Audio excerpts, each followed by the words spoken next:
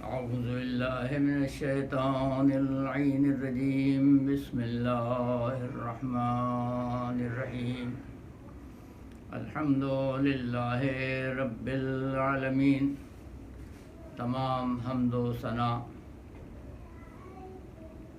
ستائش و مدح، شکر و سپاس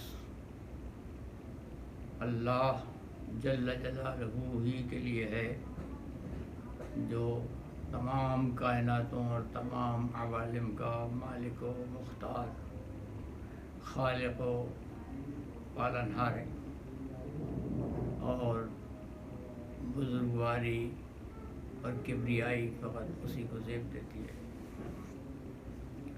اور رب العالمین ارحم الراحمین کا سلام رحمت و عزت و شرافت و کرامت ہو تمام انبیاء اور رسول، خصوصاً حضرت آدم و حضرت حوا، حضرت ابراہیم و آل ابراہیم، اور حضرت محمد مصطفیٰ صلی اللہ علیہ وآلہ وسلم اور آل محمد پر، اور تمام ملائکہ مقربین پر، اور تمام بندگان الہی پر، خصوصاً علماء ابرار، متقین، شہداء اور صالحین اور ناصرین الہی یعنی مجاہدین پر.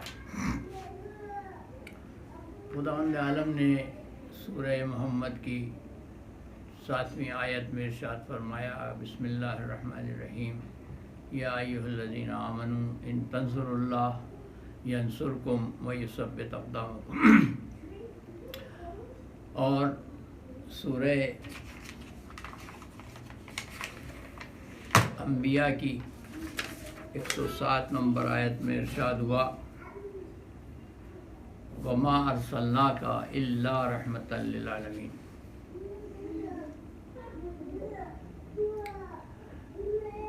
دیکھیں، یہ جو خداوند عالم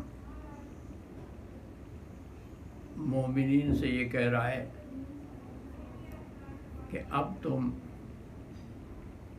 ہم سے کچھ مانگو نہیں، اب اگر تمہیں ہماری طرف سے کچھ چاہیے ہے، ہماری نصرت چاہیے، کچھ بھی چاہیے، تو تنصر اللہ. اب جب تم انہیں شرط دیا ہے کہ اب ہم اسی وقت تمہاری مدد کریں گے کہ جب تم ہماری مدد کرو گے. ان تنصر اللہ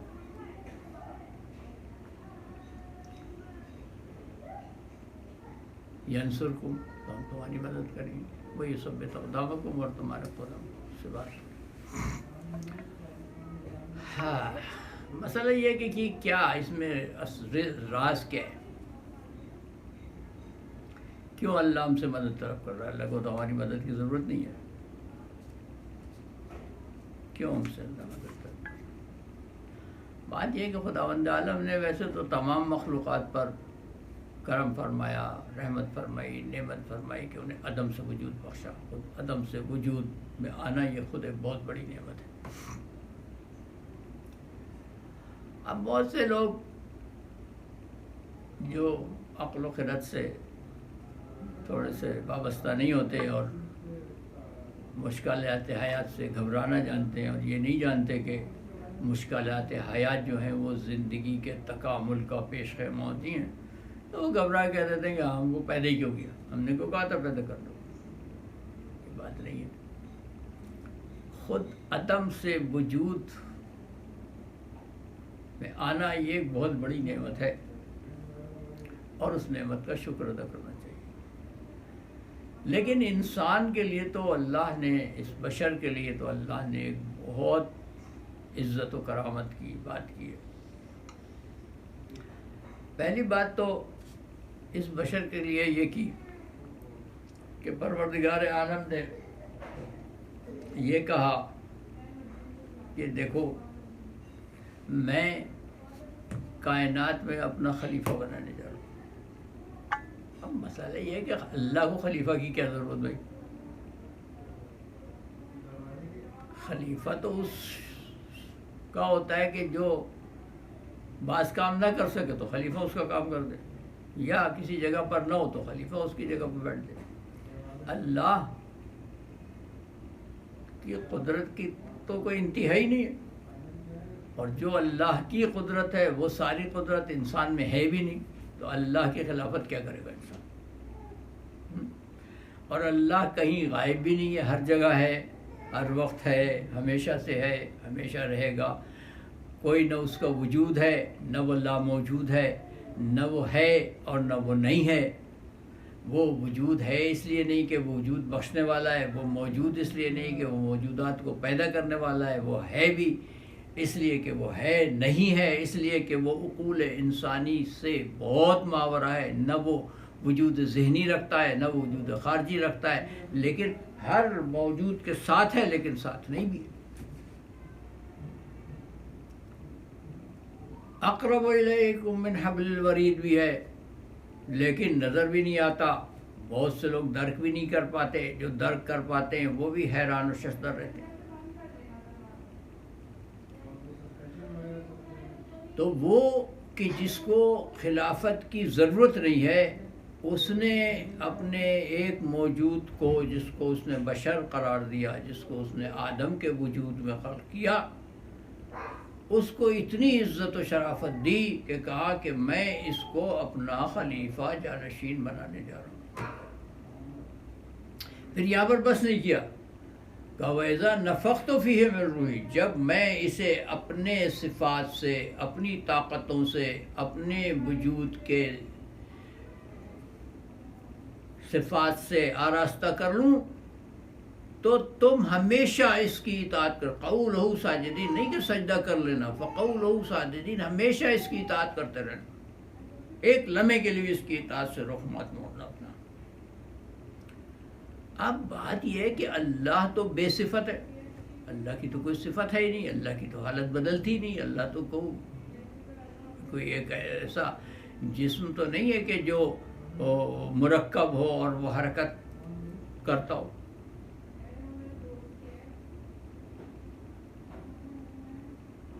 نہ اس کے ہاتھ ہے، نہ پیر ہے، نہ جسم ہے، نہ جان ہے، کچھ بھی نہیں ہے لیکن ہے۔ تو اس نے کہا کہ میں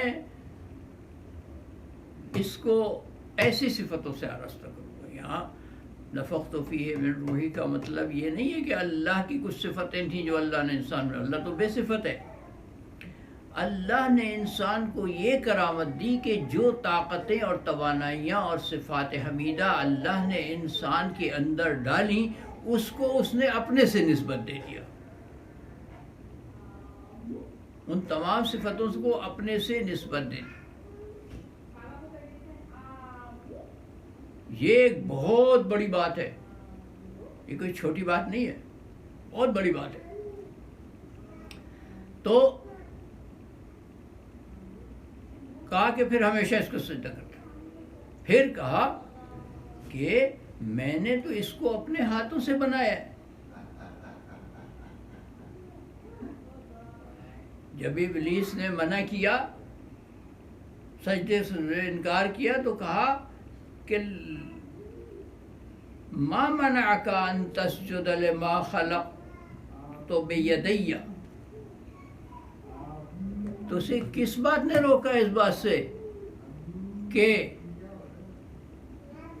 میں نے جس کو اپنے ہاتھوں سے خلق کیا ہے اس کو تو سجدہ نہیں کرے گا؟ تو اللہ کے تو ہاتھ نہیں ہیں۔ کیوں کہا کہ میں نے اپنے ہاتھوں سے خلق کیا؟ اس لیے کہا، فرمایا کہ میں نے اپنے ہاتھوں سے خلق کیا کہ وہ توجہ جو میں نے اس پر دی، اس کی خلقت پر دی، ایک خصوصی توجہ میں نے دی، اس توجہ کو اس نے اصطلاح انسانیت میں کہا کہ میں نے اپنے ہاتھوں سے خلق کیا۔ ہاتھ تو ہے نہیں اس کے۔ تو اتنی شرافت و کرامت دی انسان کو، اتنی عزت و ہیبت دی انسان کو، اتنا سربلند کیا انسان کو۔ تو جب اللہ نے انسان کو اتنی عظیم الشان نعمتیں عطا کر دی کہ جن نعمتوں کا کوئی ٹھکانہ نہیں ہے، تو اللہ نے کہا کہ اب تم مجھ سے بھیک مت مانگو، بیکاری بن کے نہ رہو. اب اگر تمہیں مجھ سے مزید کچھ چاہیے، اس سے بھی زیادہ چاہیے، تو میں دینے کے لیے تیار ہوں، لیکن تم اپنے استعداد کو، اپنی لیاقتوں کو جو میں نے تمہیں دی ہے پوری طرح سے بروئے کار لاؤ، اور جس ذمہ داری کے لیے تمہیں اس دنیا میں بھیجا ہے اس ذمہ داری کو پورا کرو، تو میں تمہاری مزید نصرت کروں گا، اور تمہیں ان ہرڈلز، ان مشکلات، ان آنے والے مصائب و آلام کے مقابلے میں ایک مضبوط ارادہ دے دوں گا کہ تم شادابی کے ساتھ ان مشکلات اور گرفتاریوں پر سے گزرتے ہی چلے جاؤ گے. یہ درس ہے اس آیہ کریمہ میں. اور اس کے بعد جو دوسری آیت درج کی ہے اس میں رسول اکرم صلی اللہ علیہ وسلم سے ارشاد ہوتا ہے کہ میں نے تمہیں فقط رحمت کا پیغام دینے کے لیے بھیجا اور کوئی کام نہیں. اب اس آیت کے بعد ایک دوسری آیت میں عرض کرنے جا رہا ہوں جس میں خدا نے اس سے بھی بلند و برتر بات فرمائی ہے کہ سورہ انعام کی 70ویں آیت میں ارشاد فرماتا ہے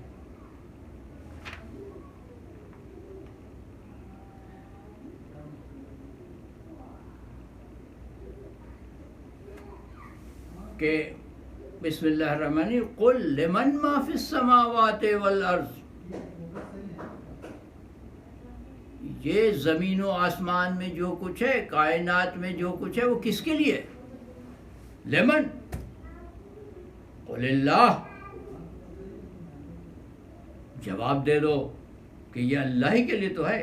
کتب علی نفسہ الرحمہ، اس اللہ کے لیے کہ جس نے خود اپنے لیے رحمت کا قانون بنا لیا ہے، خود اپنے اوپر واجب کر لیا ہے، خود اپنے لیے یہ فیصلہ کیا ہے کہ میں رحمت ہی کروں گا.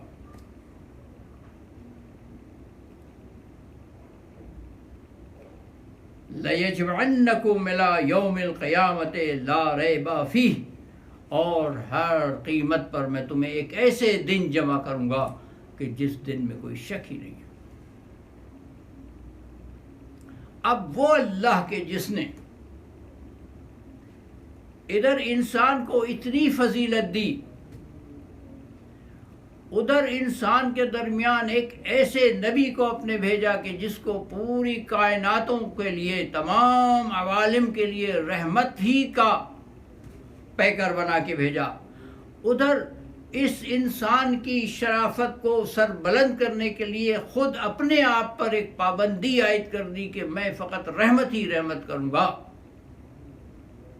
اس کے سلسلے میں کیوں ہم اس بات کا پرچار کرتے ہیں کہ وہ عذاب ہی عذاب دے گا؟ اکثر لوگ عذاب، اکثر لوگ جہنم، اکثر لوگ یہ، اکثر لوگ کیا چاہتے ہیں؟ کیوں ہم ایسا چاہتے ہیں؟ تو یہ بات غور طلب ہے.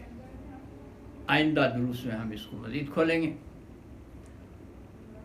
وآخر دعوانا الحمدللہ رب العالمین. ہمیں بھرے رہا تو ہمیں اپنی اور اپنے نیک بندوں، انبیاء اور رسول، خصوصاً امام زمانہ علیہ السلام کی نصرت کے شرف سے فیض یاب فرما. ہمیں اپنے ناصرین اور انبیاء و اولیاء و محمد و آل محمد، خصوصاً صاحب العصر والزمان کے ناصرین اور گھروں میں شامل فرما. ہمیں صبات قدم عطا فرما. ہمیں اور ہماری ذریت کو تا قیام قیامت